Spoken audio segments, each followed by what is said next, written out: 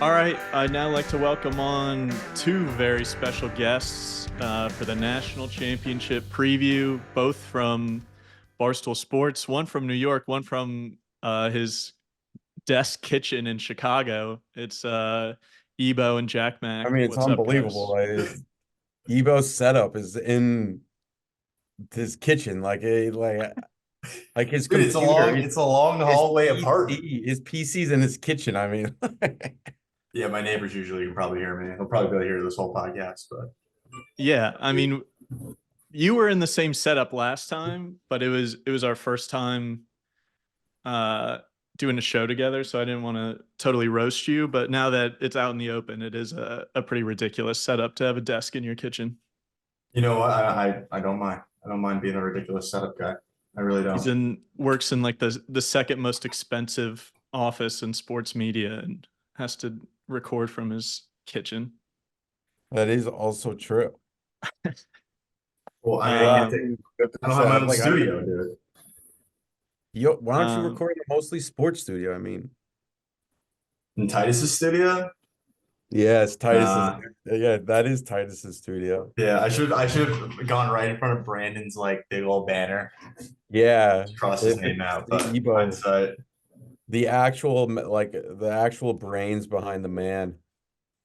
yeah, well, Brandon, I believe predicted Texas Alabama national championship game.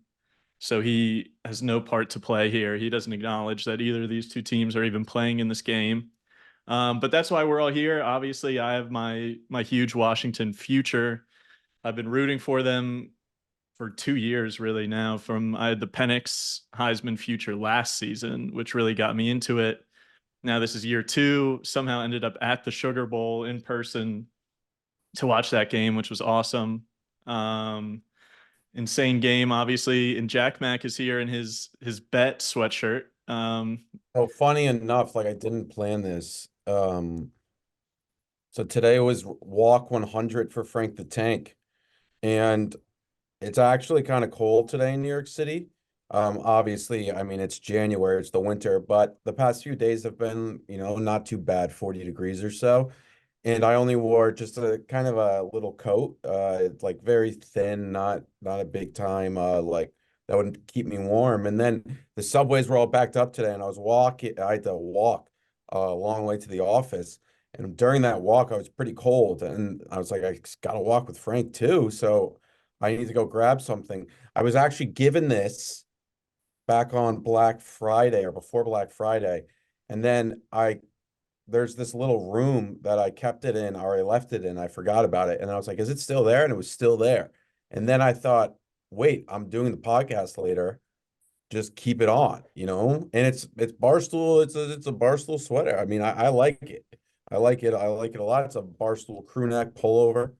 But we'll obviously get into this game. I have been pro Michigan. I mean, I bet them against Penn State. I bet them against Ohio State. I bet them against Iowa. I bet them against Alabama. But I am nowhere near the level of you with Washington for obvious reasons. I mean, the proof is in the pudding with you and the Washington love. I feel like I respected Washington a lot more than I would have thanks to you throughout this season and year.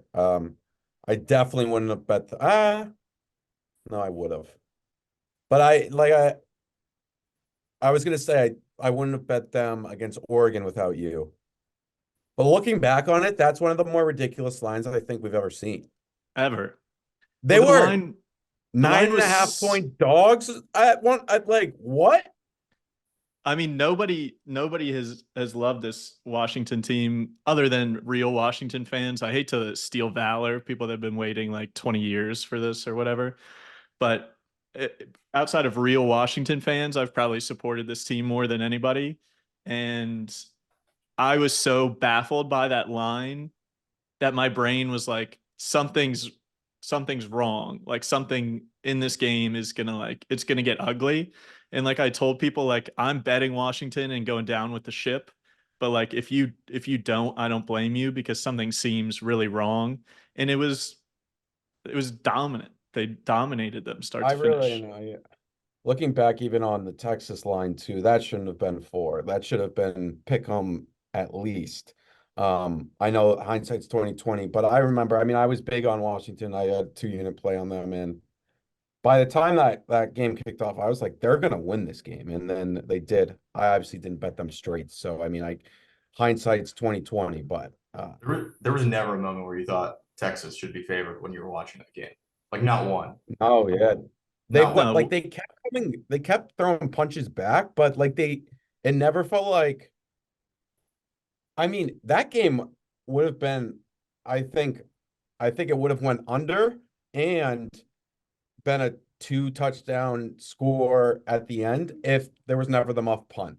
I think at that 14-7, Washington was going to go down and score, and then they were going to do the thing where they just drain the clock for the rest of the game, where it's just like, oh, yeah. 10-minute drive, and maybe they only score a field goal, but that's something that's really interesting for this upcoming game, of course. Just how like the game theory behind Kalen DeBoer, Jim Harbaugh, what Michigan will do well against Washington, what Washington has advantages in. I mean, it's a truly great game. Yeah. Yeah, I was much more confident in Washington beating Texas than I was in them beating Oregon in the Pac-12 championship because the matchup was perfect. It really was. Like Texas's secondary had been their weakness on defense the whole year. They'd given up deep shots. That's how they lost to Oklahoma was giving up throw like downfield shots. And so it was built perfectly. And all they could do is bring the pressure, but Washington's offensive line is so good that they were able to stop them, and they didn't have Jonathan Brooks to really take advantage of Washington's defense in the run game. So everything kind of set up for Washington in that game. Obviously, we'll get into the matchups in this game, but you were talking about. I agree. Like if that muffed punt wouldn't have happened, they were getting the ball back up 14-7, and they were getting the ball to start the second half. Like they really could have put them away, and that could have been like a 28-7 game a few minutes into the first half if it doesn't flip Yeah. like that. But it is interesting because these two teams both had muffed punts that led to 7 points for the other team, which normally in those semifinal games, like that's the difference in those games is like the team that makes a mistake like that and gives away 7 points. But both of these teams did it and then ended up winning, which is kind of fascinating. I never Um, felt good about my Texas future. Not once. Like I went in that game, I was like, should I hedge with the 4.5? Probably, but I was just like, I've come this far. I'm not. And I know you're probably in a similar situation where you're like, should I just take Michigan? But I was stuck. I was like, I can't move. What did you have on Texas? 40-1? I had 22-1 preseason. 22-1. Yeah, so I did mean, I. yeah, I mean, the discussion about Texas is, I think, obviously a discussion for another time. They left a lot to be desired with that team this year. I still think it will be interesting to see if Quinn leaves or comes back. He's really good, but there's just like moments where you're just like, even at that end of that game, for a guy that you would really like think, oh, you have this one of the best quarterbacks in the country. It felt like he didn't like it was like he wasn't like, I'm gonna score a touchdown right now. It was Yeah. like he was like, I'm just gonna throw the ball, and I know we can get on Sark for that, but his edge and whatnot doesn't seem like it's there. Panics, it seemed like it's there. Milrow, even though he has his issues, like Milrow, it felt like I thought Milrow was going to get it, but he obviously didn't. Center's fault. We can get into that too. But I mean, well, yours just like leaves.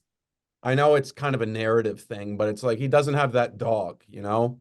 Yeah, the Oklahoma game, he threw two interceptions in the first half, which put them way behind in that game. And then, to be fair, he played almost a perfect game against Alabama in Tuscaloosa, which was you got to give him credit for that. But I agree in this game. I mean, in the first half, he was basically a non-factor. Like he Washington doesn't have an elite defense by any means, and he was basically non-existent. And then he started to get things going in the second half when Washington was playing like more conservative defensively. But you're right. If the roles were reversed, I don't see any way that with four shots at the end zone, from the 12-yard line, Michael Penix doesn't score a touchdown in that exact same spot. Like Or Quinn's like, just not on that level. I mean, yeah, you they, can name a few guys, but just they yeah. threw they didn't run any, felt like any routes across the middle.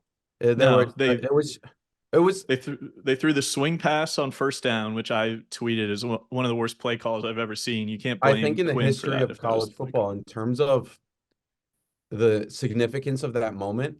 And here's the thing with Texas, like, who knows if they'll be back there?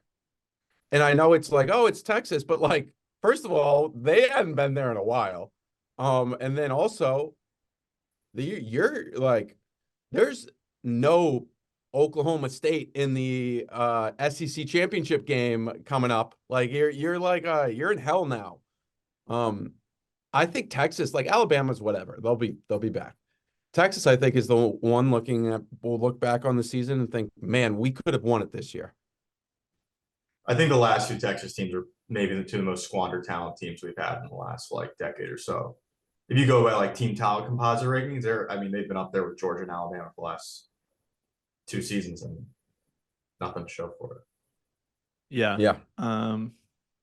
Well, let's dive into this game a little bit. It is a really interesting matchup. Like I said, I thought Washington matched up really well against Texas, especially their offense against the Texas defense. Whereas these two teams are basically like mirror images of each other. They basically do everything the opposite. Michigan's going to want to run the ball 1,000 times. We've seen in one of their biggest games of the year against Penn State, they didn't even throw the ball the entire second half. They really don't care about throwing the ball. And Washington does run the ball some, but obviously their entire offense is based around Michael Penix and throwing the ball down the field and trying to stretch the opposing defense. And defensively, Michigan's going to be tough, hard nosed, make it really hard for you, where Washington's defense is more based on having a couple of really good athletes and just trusting them to make plays, like you saw on the Texas's last drive on the fourth down, where you can argue that was a bad throw, but the guy that went up and just swatted it out of AD Mitchell's hands, basically on the fourth down. Like they just have some guys who are really good athletes, and they're like, just go make a couple plays. So the teams are totally different, which makes it a really interesting matchup. The first thing I wanted to talk about was basically just the quarterbacks. At the end of the day, even the way Michigan plays, like quarterbacks are always going to be at the center of these huge games. Obviously, Michael Penix is the better quarterback as a college quarterback. Has been probably, if you combine the past 2 years, not probably, if you combine the past 2 years, has been the best quarterback in college football over the past 2 years. JJ McCarthy wins. He wins a ton of games, but he doesn't really do it by making crazy plays. I know people use game manager as like a negative connotation, but he really is a very good game manager. And for the most part, doesn't really make a lot of mistakes. But when he does, it seems like things go really bad for them when he makes mistakes. So we can get into if we think that's going to happen. But kind of where I wanted to go at it, we know what Michael Penix is going to do. But Michigan's pass defense, I feel like it's crazy that we're in a national championship game and we can say like we still don't really know how good they are. Like they have some insane talent and they've been pretty dominant. But when you look at the offenses they faced, Ohio State, yeah, they have Marvin Harrison Jr., but like their offense was not very good all year. Their passing offense, Kyle McCord, I think people are kind of split on him, but at the end of the day, if you go to the transfer portal and the best place you can end up is Syracuse, like obviously there's something there that teams aren't super excited about him. And then it's like Penn State with Drew Aller. Yeah, he's good, but Penn State didn't even try to throw down the field against Michigan in that game. You know, like Talia Tagovailoa, I guess, is maybe like the best quarterback they played all year. So this is going to be like a completely different test with the best quarterback in the country, arguably the best wide receiver group in the country. The offensive line won the Joe Moore Award for best offensive line. So as a passing offense, they're basically as good of a passing offense as you can have in college football. So how do you guys think Michigan's going to hold up against that? And this is obviously a jump from anything they've seen so far. I would say Michigan's far more equipped than Texas was, whereas Texas was so loaded in the front seven. I think Michigan does have depth throughout their defense. And I know that you were saying like they haven't played Drew Aller and Connell McCord and Talia might be their three best quarterbacks they faced. But I mean, I think people kind of sleep on just like maybe the quality of quarterback play in the Big Ten. Like I know it's just like ugly, ugly football, but those guys are not like complete slouches. Like Drew Aller, I'm very high on. I know he's had Me too. a tough bowl game and everything, but I think Drew Aller next year could bounce back and be a really good quarterback. Yeah, I mean Michigan went top five in EPA per play on pass plays. Like that's not a fluke, and that's not something that necessarily is um, you can hold up for, despite like a weak schedule. So I'd say Michigan passing defense is fine. I'm not too worried about it. And they still have the same like quality run defense that Texas had. So I'm not too worried about Michigan's defense. It is more to your point, can JJ McCarthy manage the game? Yeah, the quarterback aspect, I don't think JJ, I think we've seen now. I mean, he's not going to make him like the closest, I guess we did see him make a mistake, and it was like literally inches away from an interception. But he, outside of that, he hasn't really made a mistake in a while in a big game. He didn't even the third down throws. There were a bunch of throws throughout that game against Alabama that were like it was on the receivers. Obviously, the passing game edge goes to Washington, but I don't know how good JJ really even has to be. I think Michigan's going to really, their key to winning this game is controlling, just the game flow on the ground. And I think they're going to be able to do it. We saw, and the only thing is that gives me a little bit of pause is that was the game. That's why I really liked Oregon against Washington the first time. I thought the Bucky Irving and that rushing attack was going to really, control the game, pretty much shorten the game, really get into the play, like long drives, whatnot. And I would almost say like Oregon and Washington are very similar. I would say Bo Nix is a little bit better than JJ, but very similar. Good defenses. Michigan's defense is better. But you have a great rushing attack, and then you want to attack a little bit more in explosive plays through the air. I would say so. I almost feel like I'm just realizing this now. It's almost like they're very. I mean, Dan Lanning's building a Big Ten team out there. Obviously, that's going to be in the Big Ten. It's big in the trenches and whatnot. For Michael Penix and the Washington pass attack, I mean, Michigan's obviously they sacked Milrow what 5-6 times, but Michigan's like it's not like they have guys on the team that have 15 sacks in the year or like Yeah. they're pretty good. Like they can get to the quarterback, but they're nothing. There's no Aiden Hutchinson on this team, so I think people will really think of that aspect as something that's going to come into play. I don't think so. I think the offensive line for Washington's so good. And Penix is also so good at evading the pass rush that man, like it's gonna come down to Will Johnson and the UMass transfer on the other side. I forget his name, the cornerback for Michigan. And the thing is, Michigan or Washington can attack you. It's like a roulette. It's just like obviously they have a doomsday and it's like who's going to be amazing in the NFL. He's great, one of the best wide receivers in the country. But then they have, the tight end's great. They'll throw it to anybody. And Penix like just operates so fast, so quick.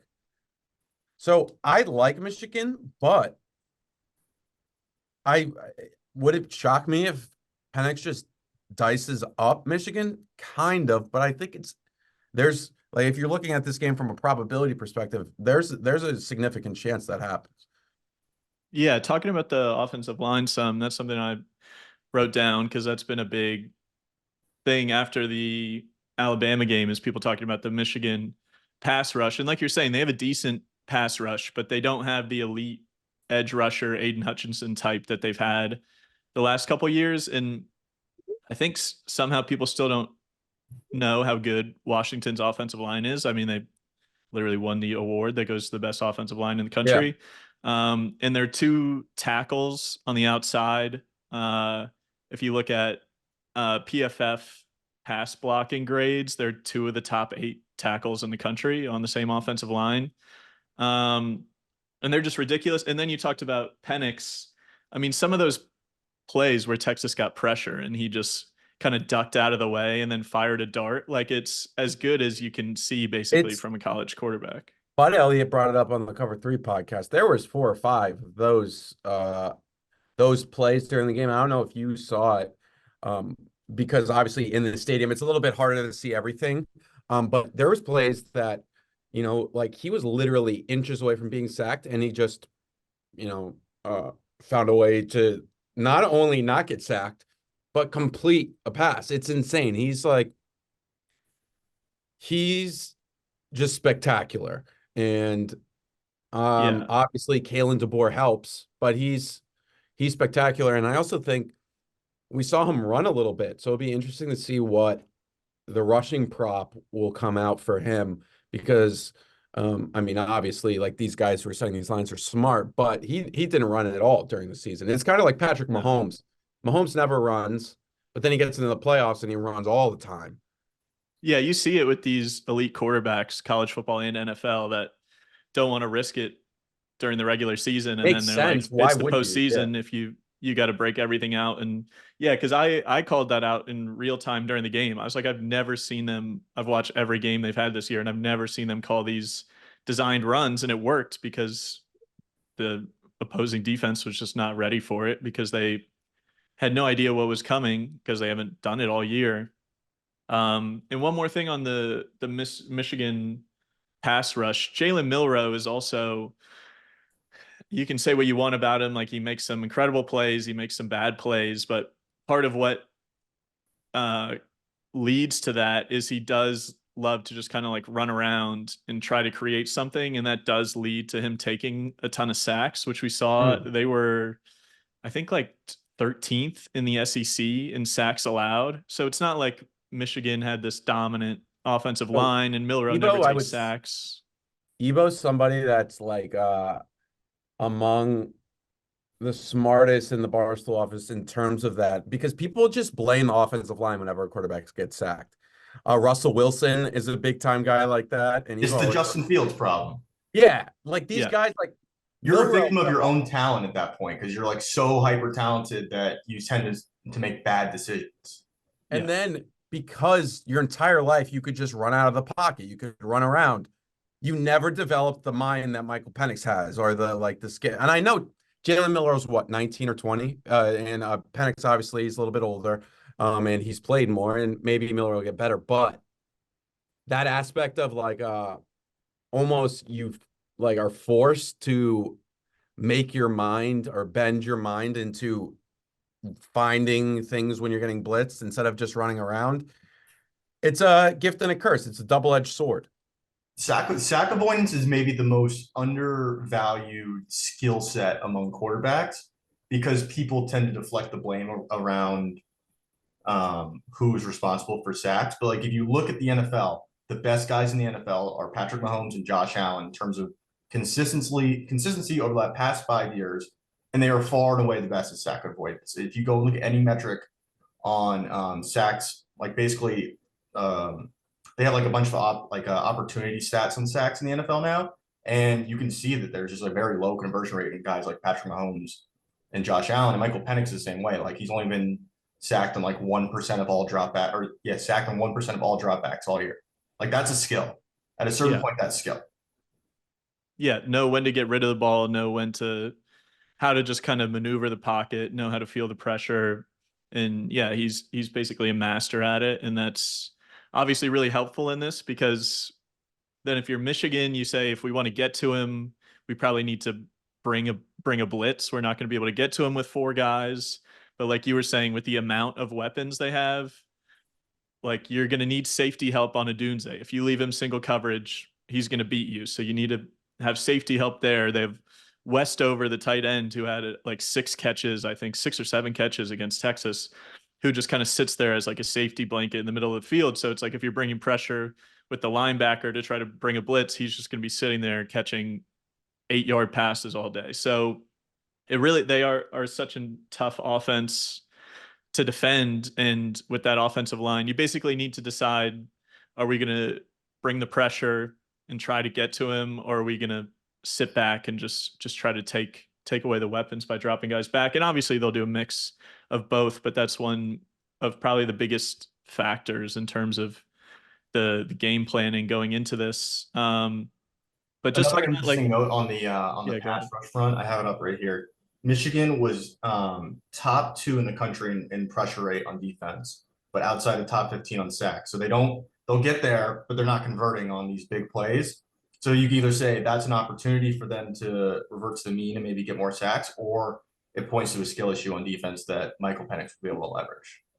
Yeah, and I think that probably does have something to do with not having the single elite pass rusher where like they're scheming well and they're coached well and they're good enough that they're doing the right things, but don't have the guy that can finish a move and get to the quarterback and actually take him down, which you really need to do against Washington. But like we said a couple times, I do think like the game script and how both teams kind of want to go into this game, like their just basic plan on how they want to attack is really fascinating because they're so different. And I do think for Washington, I think starting fast is going to be super important for them. Because obviously, if Michigan gets a lead and can just sit on the ball and run it 1,000 times, I think they're going to be really hard to beat. I mean, Penix is as good of a quarterback as you could have trying to come from behind, but at the same time, Michigan's a pretty impossible team to beat once they take the lead. Like we saw last year against TCU in the semifinal, like TCU jumped out to an early lead and kind of put the pressure on Michigan, made JJ McCarthy have to throw more, and he threw 2 picks in that game. He made a couple big mistakes in that game. So if they can jump out to an early lead and kind of put the pressure on Michigan to not do what they want to do, I think that's pretty huge. I mean that can seem obvious, but in this matchup, I think it's way more important than normal because that is what they did against Texas. They scored first against Texas, and Texas never led in that game. Like Washington would score, Texas would have a big drive, but their big drive would just be to tie it or to get it within a couple points, and then Washington would be able to go put them back away. And they did the same thing in both games against Oregon. I think they technically trailed at one point in the first Oregon game in like the third quarter. They blew the lead, but they led like 95% of that game. They led the entire Pac-12 championship game. They just came out and went up 10-0, I think, early, and then just were able to do what they wanted to do and control the rest of the game.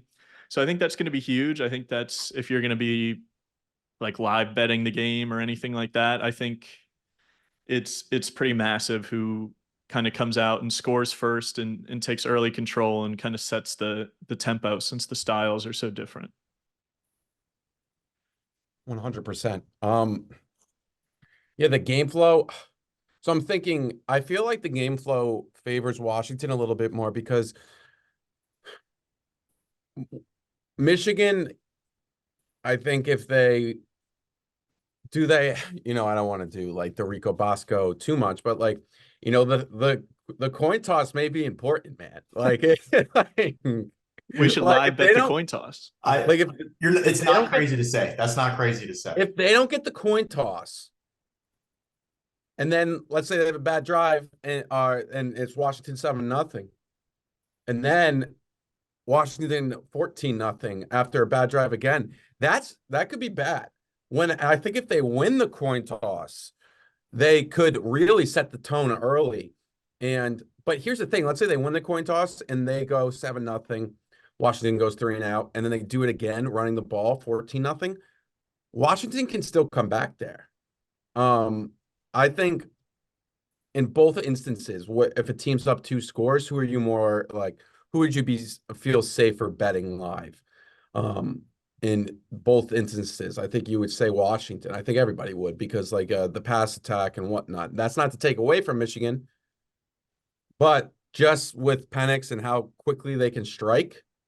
Yeah, playing from behind fits their offense much better than Michigan's offense. But when I close my eyes and I think about this game, I see I think the rushing attack for Michigan is just gonna. I think they're gonna have a huge day. I think Blake Corum's gonna have a huge day, specifically in the red zone. I think he could have 3, 4 touchdowns. I'll definitely be on props for him. I was listening to Colin Wilson and Stuckey before this podcast, and Colin Wilson was talking about 2 touchdowns or 2+ touchdowns for Blake Corum, just because when they're in the red zone, they like it's Blake Corum. Donovan Yeah. Edwards has had a kind of a weird season. Not that he's bad, he's just like very just hasn't done a lot. But when they get in the red zone, that's Blake Corum. And uh, another aspect that I really think helps Michigan is JJ McCarthy. When we saw him in his biggest games against Ohio State and Penn State, he was injured. There was something wrong with him. Mhm. And I think this month off really benefited him. We saw that in the game against Alabama, and I think that will benefit him here as well. But it stinks because you are at the end of the season. It's like you want one big last bet. You want to have this phenomenal read in the national championship game, because if you can't do it then when can you do it? Of course, that's all narratives and nonsense, but I kind of just keep going back and forth on this, and I don't have that confident of an opinion. But when I do have a quote unquote gun to my head, it is Michigan. Yeah, I think as boring as it is, and obviously I'm going to be all in on Washington, and I do think there's a lot of paths where they can win the game. Like I think the most likely outcome is Michigan winning by like 3-7, which Hmm. would put you on both sides of the spread, which makes it a tough number to bet. But EBo, do you have anything on kind of just general game flow and that kind of stuff? Yeah, I'm with Jack. Like if Washington is down 14-0 in this game, it would not surprise me if the game was 14-14 and a half or 21-14 at some point where they battled back. But Michigan down 14-0 does feel, and it felt the same way in the Alabama game when they were down and you're just like, oh, well, this shit's a wrap. Like it's over. But then JJ McCarthy showed a couple flashes, that one drive to get down in the red zone that easily. Mm-hmm. It looked like the JJ McCarthy that was spelling Cade McNamara at times, where he would come out and look like the 5-star that flashed. Whereas you don't feel that way about him. Like game manager, you mentioned, like he still have that flash? Do you trust him to make like the flashy plays down 14-0? I can't say that confidently, but I'm kind of with Jack on this. I see Blake Core maybe averaging like 6-7 yards carry in this game, kind of Yeah, it's dominant. hard to see him really, and like you said, once they get in the red zone inside the 10, it's hard to not see them driving it in with him every single time. Yeah, Which makes it so Washington has to do the same. They're going to have to score touchdowns. I think Kalen DeBoer is going to be really aggressive. I mean, he was I in the think that's a Texas great game. approach. I think He like you really have. I think if you're going to win this game as Washington, the aggression needs to be, right away. Like it's like we're in this game, and we see it sometimes in big games when it's like coaches, players, and whatnot. They don't go for it anymore. Yeah, Like you they like remember to do that? the Oh, feel out, and they like to. They nobody wants to be the team that makes the mistake that yeah. loses the game rather than going and winning the game. And then you remember that, and it was the most annoying loss ever. You'll remember this, Blake, because I think it was your biggest bet last year. Um, Lane Kiffin and Ole Miss at Alabama last year went what, like 0 for 7 on fourth downs or something. Mm-hmm. But now the talking heads show up on Monday or Saturday night, Sunday morning, saying, "Look at this idiot! Like, look at all the dumb moves that he did." Here's the thing: like the margins there were so slim, like 4 extra yards, they maybe win the game. Yeah, And they don't but win the here's the game if they punt in all those spots. There's no or yeah, kick field goals. They're not going to win anyways. and we're all on the same page there. I don't think, but would they're not like the aggression here from Washington isn't like, oh, this is the little engine that could like this. They're a really good team. So it's like even the aggression, if it goes wrong, they can still come back, you know? Like a turnover in this game won't mean the end for Washington. Mm-hmm. Yeah, because we saw in the Texas game, I think they were up 14-7. Maybe it was 14-14 when they went for the fourth down and when they were in field goal range and did the wildcat, which I thought was an awful play call. I didn't get that. I don't get how when you have Michael Penix, you're don't let him even touch the ball. There's no threat of him having the ball on a fourth down. I think that's a massive mistake. But going for it, I think was the right call. And then later in the game, even though they'd already failed on a 4th and 1, they went for the 4th and 1 from their own 30 in a tie game, which I think was like the biggest call of the game because that was at the end of the first half, which Texas actually ended up scoring again after them to tie it at half. But it was 14-14. They went for it at their own 30 on 4th and 1, ended up scoring a touchdown on that drive. And I do think that's one advantage they could have. I mean, I think Harbaugh is great in-game coach. I think these are two of the best. And obviously they're in the national championship, but I think these really are two of the best in-game coaches in the country. So I trust Harbaugh, but at the same time, I do think there is something to knowing you're the favorite and knowing you're kind of the one controlling the game, maybe at the line of scrimmage and things like that, where maybe your decision making is a little more conservative. Where like you're like, oh, I can punt it because I trust my defense to go get a stop. Whereas Kalen DeBoer is going to be like, we need to score touchdowns basically every time we have the ball, so like we got to go for it, which could end up being an advantage if you don't get it. Obviously, it could kill you in certain spots, but I do think they'll be more aggressive when it comes to that kind of thing. I think you should I definitely think, come out aggressive, like you're saying. Go for the kill shot early. Force Yeah. JJ McCarthy to be the playmaker, not Blake Cora. Yeah. This is random. And I just didn't remember this. I was just looking through JJ McCarthy's like season long stats, just like game by game uh box scores, just to see like if there were certain games that he like really popped off and kind of what happened in those games. And I completely don't remember this, probably just because Michigan ended up winning by like 35 points anyways, but he threw 3 interceptions on 13 pass attempts against Bowling Green yeah, this year. yeah. I totally forgot about that. I don't know why I remember that. As you were saying that, I knew exactly what game you were about to bring up. I think there were a lot of like tip balls that really weren't like his fault, Yeah. but and I think he threw the 3 interceptions like in the first quarter. Like it was very weird. And obviously they ended up winning by 35, but uh he needs to protect the ball for sure, but I think he's just done such a good. Mm-hmm. There weren't really any passes he threw against Alabama that were interceptable, except for that first one, which was so like, I think you can not like check that off as a very weird play. And I mean, I don't know if they win the game if that ends up counting, but who knows? Yeah.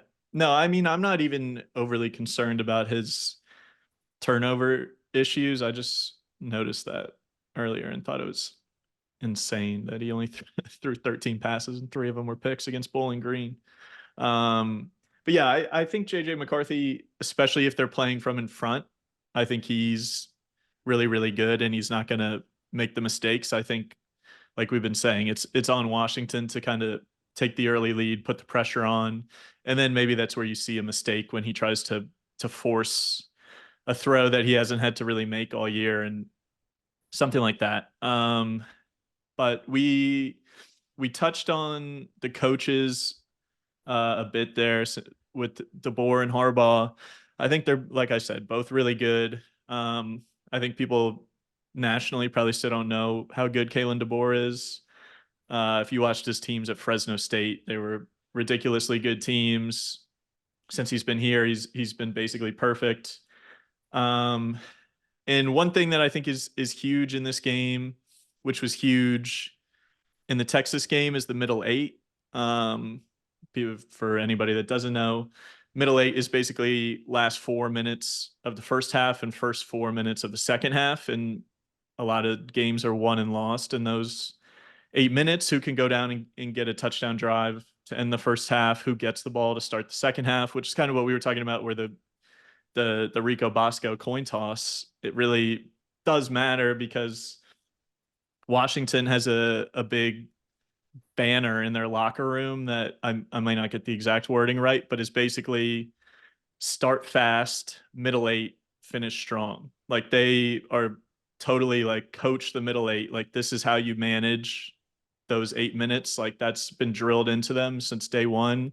And Michigan's also a very good middle eight team. I think they're two of like the top 25 middle eight teams in the country in terms of point differential in that time. So I think that is massive. Who can kind of go grab some points at the end of the first half and who can manage the clock right. And I think both coaches, for as good as they are, made a lot of mistakes in the semifinal game, which again, you usually don't see those teams win. Luckily, their opposing coaches also made some mistakes.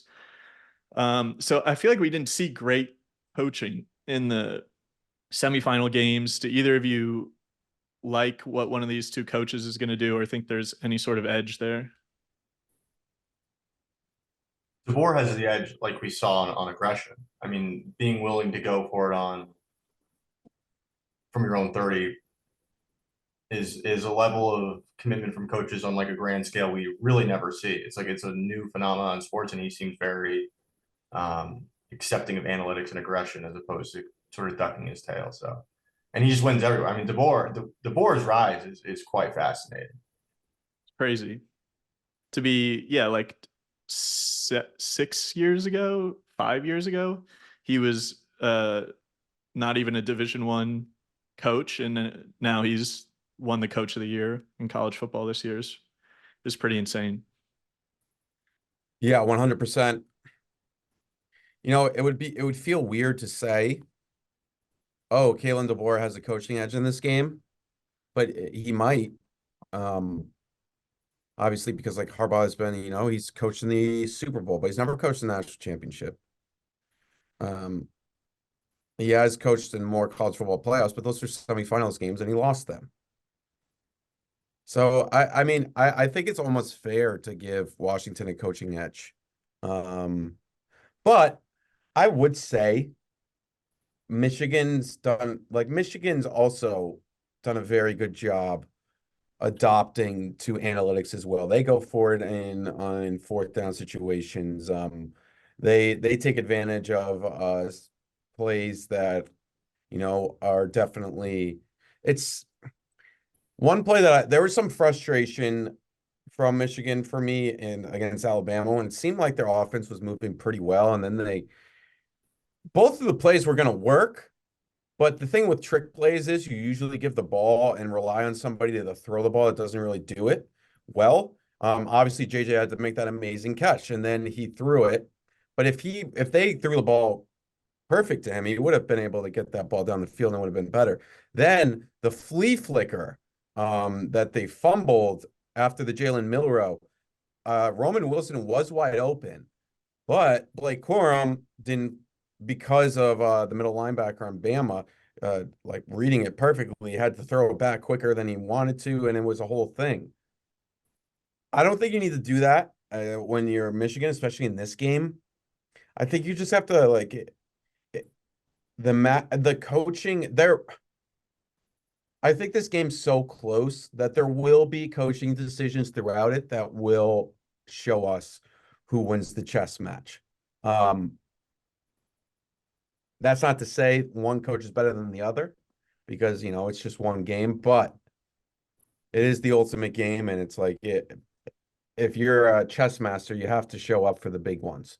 And for DeBoer, if he gets outcoached by Harbaugh, it's like, all right, whatever. And Harbaugh too. I mean, he could be gone by the end of this game. He may already be gone. There is a last dance feel to this Michigan team too, where it's like, all right, one last time, let's do it. Where Washington, it's like, all right, we're going to the Big Ten next year. We'll be all right. Yeah, I think both teams do have kind of like a team of destiny type vibe. Obviously, Michigan with all the Harbaugh being suspended twice this season, and Connor Stallions, and everybody saying they're cheaters and they're not going to be able to win once they can't cheat anymore. And then Washington with kind of this group of guys like Michael Penix, who's had such an up and down college career to now be at this point. Kalen DeBoer, like we were saying, who was a Division II head coach like a decade ago and now is in this spot. And I did just want to say I wanted to get the exact number when EBo, you were mentioning Kalen DeBoer.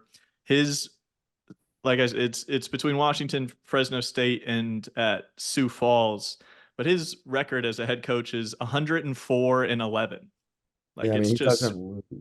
preposterous. He just wins game, and you've seen that this year. As much as people like to say winning close games is actually kind of a bad thing because it means you're bound to have some regression at some point and things really aren't going to break your way, which there's obviously a lot of truth to that.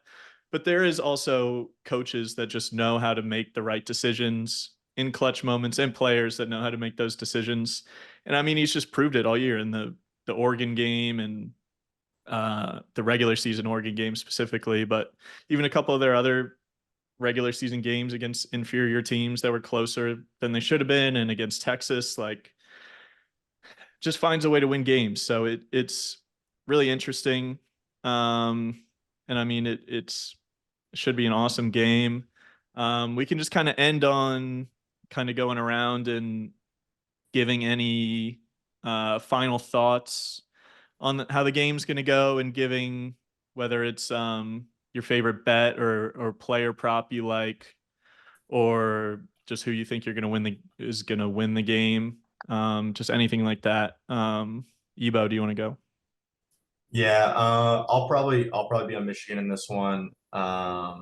Like Jack Mac said, I could see this just being like Texas when they ran the football, got pretty much anything they wanted, and it's been a pretty big weakness for Washington throughout the years, their defense. Um, I like Michigan a lot. I'll probably be taking some Blake Corum props as well with Jack, maybe 2 touchdowns, and then I kind of want to have some fun with the first touchdown score, so I'll probably be sprinkling like either Roman Wilson, like Jack wanted to do last week, or maybe Jalen Polk, maybe like a wide receiver 2 spot there.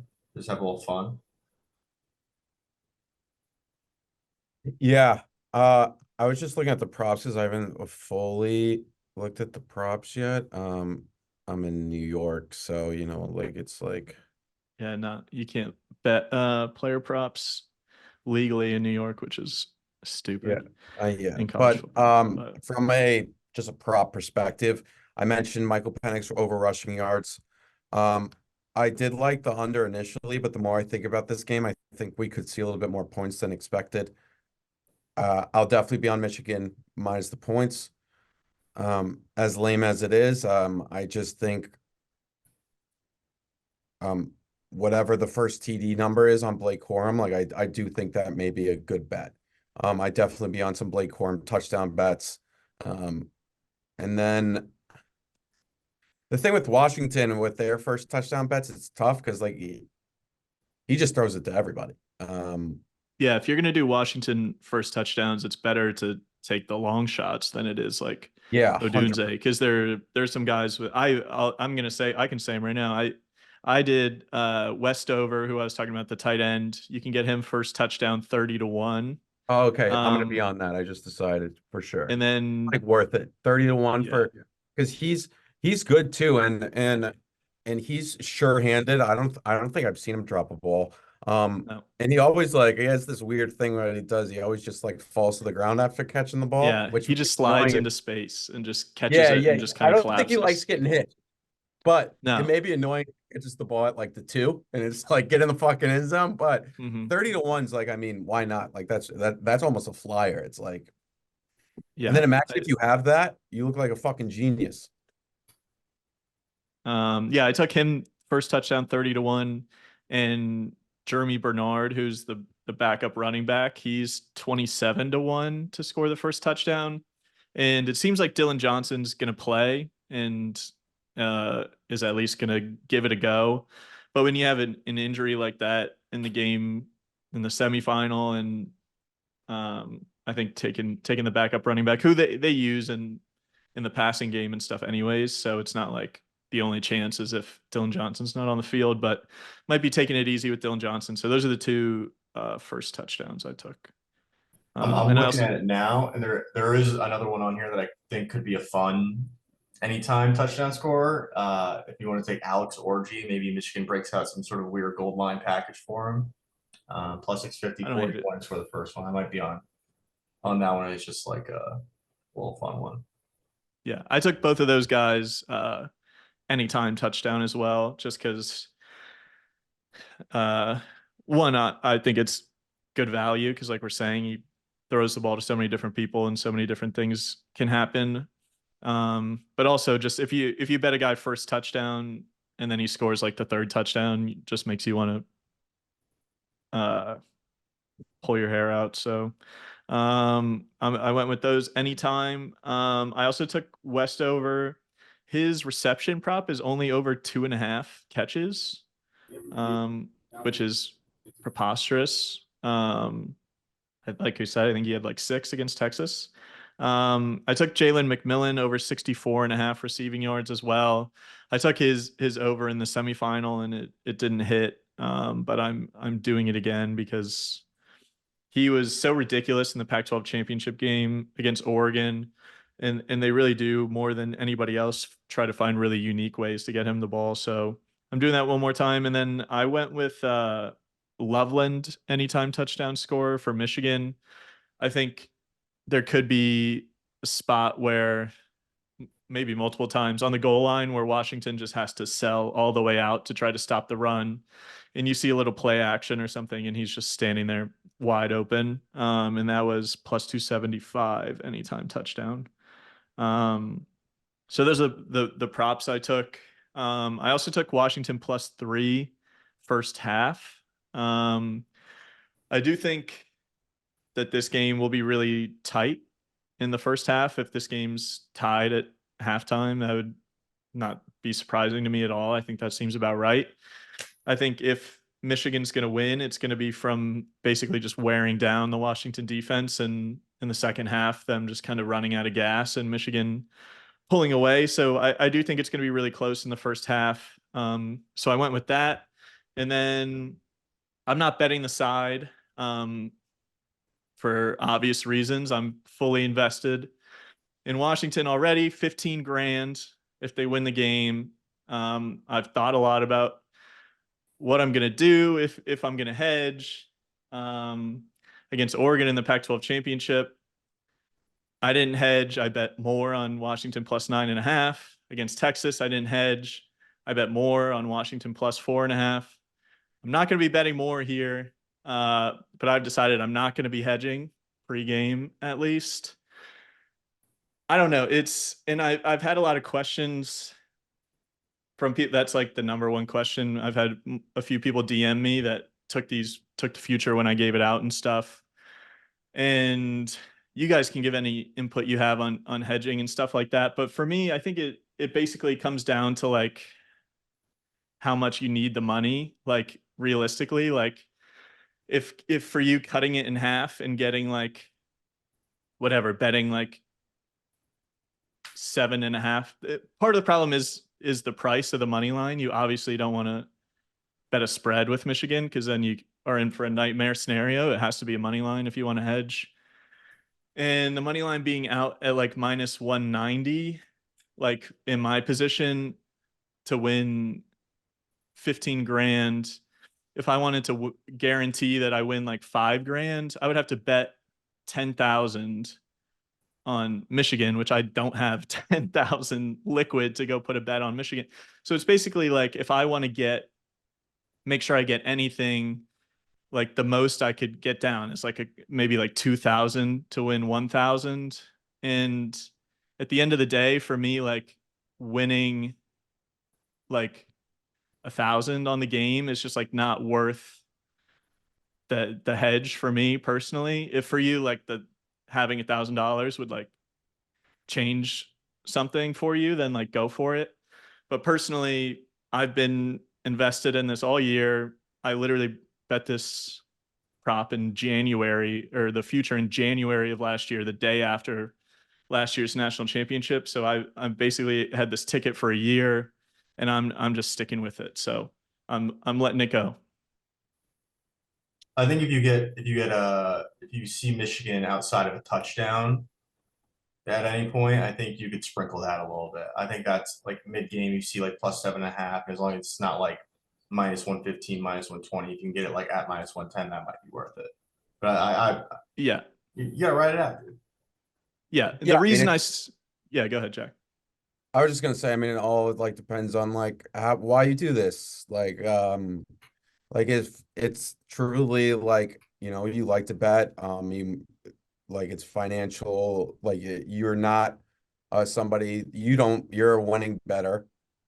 You're somebody that obviously is not a degenerate that's going to, you know, lose his fucking bank account betting on games or anything like that. Because you know that based on the fact that you've been betting for a very long time and whatnot. And you've proven to be a plus EV better. But it's like, why do you want to do it? It's like, if you, me personally, I know I would hedge 1000%. I would take the profit and continue because like my goal ultimately when I bet is to build my bankroll. Like that's the fun part for me. It's like I don't expect myself to make like life-changing money betting. Like that's not my financial plan for my future, but it is like a little fun game to do. But also, I mean, it's like, how do you feel emotionally? If your gut is telling you in this situation, just write it out. I mean, I would almost guarantee like double the profit on what you bet. So like if you bet however much on it, like 250, I would almost guarantee like getting the money back plus like another 250. So and then so that's almost like the initial what you're talking about getting down on Michigan. And then also like EBo said, I think it would be a good idea if it is like 7-0 or like 28-21 with like 10 minutes to go. It may not be a bad idea to put down, you know, I don't know, like you said, how liquid you are and where your accounts are at and whatnot, but like 1,000 or so on whatever that is, because that could be a nice little if it does, if there is a comeback. But I mean, me personally, like I would hedge, but I get why people don't, like 100%. I mean, it's all like I think the gut's the most important thing here, and but also financially situation. Like if you like that $5,000 could pay off something tomorrow, no matter what. Hmm. I would say hedge it right now. Like, don't even think about it. Like, find a way to get 10K, like that $5,000. But if it's just like, oh, whatever, then it's like, okay, like just keep it rolling. I mean, at the end of the day, it was like you got a lottery ticket and it almost hit. Like and Yeah. And I think it also depends. Another thing, like you said, is the initial stake. Like if this was like a +500 future and I had bet like 5 grand to win like 25,000 or whatever, then it's like, oh, that 5 grand would, at the end of the day, it's like, it feels like you're missing out on 16,000, but realistically, what I'm losing is 250. So it is like you said, you got this far, you want to make sure you get something out of it, which I do agree with. But at the end of the day, it's not like I'm losing a devastating amount of money if it doesn't cash. It's more about what I'm not winning, which I do think also makes a difference. So yeah, I really do think at the end of the day, the hedging thing comes down to who you are, how much money you bet, how much money you're gonna win, how much that money that you staked means to you, how much money you're gonna win, how much that means to you. Um, and there is a reason I said when I was in my original statement, I said I'm not hedging pregame because I do think, like you guys said, I think if there's an opportunity to get a cheaper money line, I think I'm gonna have like 2 grand set aside, like loaded into an account, like ready to go in the right situation. And I don't think I wouldn't do more than that. So that would be kind of what I would be looking at, taking maybe like 2 grand off of it if I but can you get also have to be like emotionally ready uh-huh. for like that moment because you're in that moment going to think they're going to win. So it's Mhm. almost like it's tough. Like it's like it's we talked about the game theory of this game earlier in terms of like who gets ahead, and what something Kalen DeBoer does so well is when he gets ahead, he does a really good job at draining that clock and changing up the offense. And the offenses or the defense is so tired, and now here comes the rushing attack. Um, like you just have to know, okay, this $1,000 I'm putting on them plus 750 is worth it, because like I'm either gonna get $7,500 or 14,000, which I mean either or is like a phenomenal. Like it's yeah, it's. And Yeah, I also, think when you have to understand too, like you should think about it from the perspective of like, if you never made this bet on Washington earlier in the season, like you probably wouldn't have followed them as much. You wouldn't have, and then you wouldn't have had the edges that you had throughout the year, which was paid off big time. So, like, yeah, and uh I think one thing you can do, which I think I am gonna do officially, is I think you can basically set like, because like you said, it is easy to get like emotional in the game where it's like, yeah, I'm gonna hedge if they go up 7-0, but then they go up 7-0 and you're like, oh my God, they're not gonna lose the game. Like they're obviously better. They just went up 7-0. So I think one thing you can do, which uh I'll kind of share my thoughts, is you can basically set like a number for yourself and you're like, no matter how good they look, if it gets to this number, I'm going to bet this much to get out of it. And I think for me, if I can get a money line at minus 150 or better on Michigan, which I don't think will be hard to do if Washington takes an early lead. I think that's right around where it would come down to, is Michigan maybe being like a really short favorite, like minus 120, 125, something like that. I'm gonna get down whatever to win 1,000. So if they're minus 125, get down like 1250 to win 1,000. And I'm gonna do that no matter what if it gets under that number. And then if I decide I want to do more, or if it gets to them being like 3.5 point underdogs, where then I could bet on the spread and potentially middle it, like that would be even better. But I think I'm gonna do that no matter what. But um yeah, other than that, pregame, I'm just letting it go. And obviously that sets up a scenario where Michigan scores first and Washington plays from behind the whole game and doesn't win and you get nothing, but that's what I'm willing to do. So yeah, it should be exciting. I'm watching at home by myself with nobody else. I did not want to be Your, around other people. would this be your biggest win ever, I assume? Yeah. That, Yeah, my biggest future win was, I think I would just won like 2,500 or something on it. So like by far sick, my biggest future win. Yeah. sick. Yeah. It's gonna be a long weekend. I'm just gonna be thinking about it, laying in And bed all weekend. Jack and I have been in the same spot with the 2021 Celtics or the 2022 Celtics. 2022 Celtics is the worst loss ever Yeah, the for lack of me. hedging from both of us, I think we I did kind think of regret a little we bit. ended up winning. Like I had an Eastern Conference Final champ for that year that paid like 9-1, but the the NBA Finals was like 25. I think it was 20K for me. And then we did you bet them against series price? Because I bet them against series Yeah, price. I bet them. I bet them again in the conference finals. I bet them again at like plus 220 or something like They that. were, and they should have won that. Like the Warriors got away with God knows what Steph Curry and Steve Kerr did for that. Like who knows? Aisha Curry. Yeah, like they drank like the androchrome. Like they must have. They they signed a deal with the devil, and you know what? I'm fine losing. It's whatever. I still can't believe they lost that. Last year I had UConn 25-1. Um, Me it was too. like 7 or 8,000. Um, and I didn't hedge at all. But they were so like I was so confident in them. They were like just so much better than just how like the cards fell for the tournament. It's a lot different. Like football, it's just so much different. And 25 to 1 versus what's the number you have? 100 to 1? 66 to 1 and 50 to 1.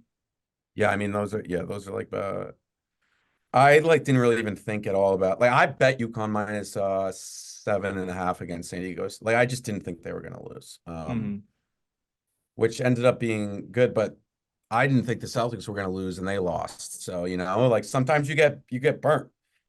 I've never had a college one that I've had like, oh my God, what should I do at the end?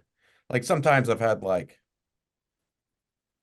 some conference championships ones where it's like this year I was really big on Texas. I think we talked about it back in August to win the Big 12.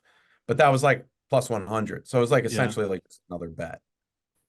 Yeah. I won on Georgia's first national championship, but that was 8 to 1 preseason. I bet it 8 to 1. So it was like it was a good hit. I won a couple grand, but it was, yeah, 8 to 1 is Yeah, I just mean, doesn't feel the same because it's like they were just the best team the whole year. So it was like, yeah, I technically got very good value on 8 to 1, but not like a 66 to 1. and Nine that's and a half so point rare. dogs to even make the playoff. Yeah, 4.5 point dogs in both playoff games. the most recent national champions outside of LSU, I don't think there's been one at that high of a value since maybe Florida State before Jameis.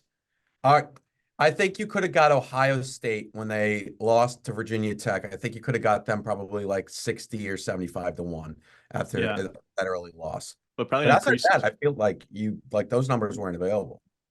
No, LSU, Joe Burrow would be the close, which is the only thing, like, at least the offense, like, does remind me a lot of Joe Burrow 2019 LSU offense. They, I think, had a better defense, or they definitely had a better defense. But I think that a lot of the vibes are pretty similar, which is giving me some confidence. But Yeah, I mean, like, should be a great game. and have we had a 14-0 versus 14-0 before?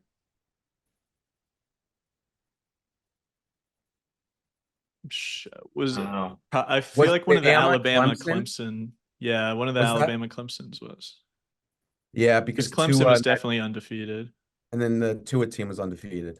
Yeah, I think that would be the last Well, time. it's I think. 14-0, 14-0. I mean, like, I don't really care about that, but it is something. Do you guys have Yeah, last thing any eyes on anything you're gonna bet when the odds come out Monday night for next year? yeah. Any So I do it. keys? I do that every year. I did it with Washington and LSU for this year. Um, I don't know. I've been thinking about it. I really think it's boring. I really think Georgia's going to win the national championship next year. I think Carson Beck is really good. I think he's underrated. And I think if they let him loose next year, they might just dominate everybody. Uh, I don't know, but it's totally different this year because now you're thinking 12 teams can make the playoff, and obviously it doesn't change. You have to win a national championship at the end of the day.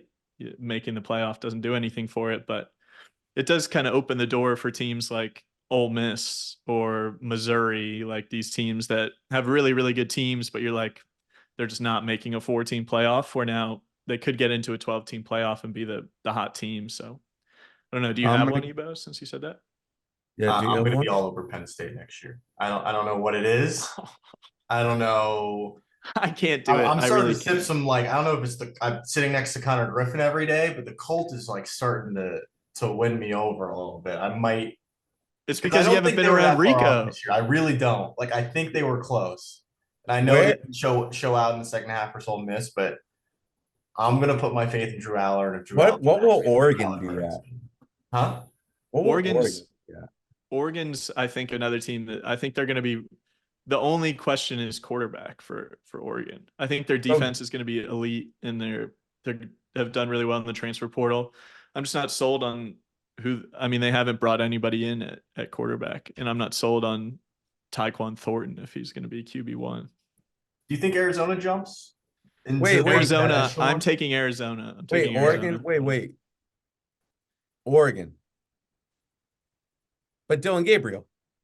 Oh yeah, they did get Dylan Gabriel. I Yeah, think you're right. Dylan. Sorry. I think Dylan Gabriel's a decent. And then Dante Moore is, um, like a good like second option. I know he had some serious issues at UCLA this year, but I Mhm. think Chip didn't do him any favors. No, I I have a forgot about team. Dylan Gabriel for some reason. I have a team, um, and a player that I think I'm going to be obsessed with for the next 2 to 3 years. Any guesses? You got a conference. No, like they're a known team. Like it's like but you'll get a good number on them this year. Aaron Nolan. There's a Barstool alum, like the Barstool alum.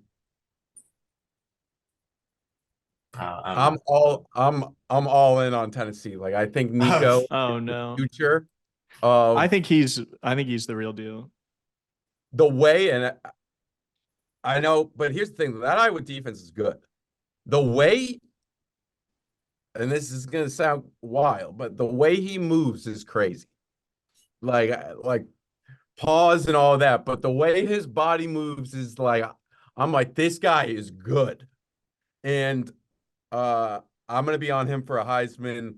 The only thing is the hype is there, so I don't even know if you'll be even be able to get that good of a number, but a national championship number.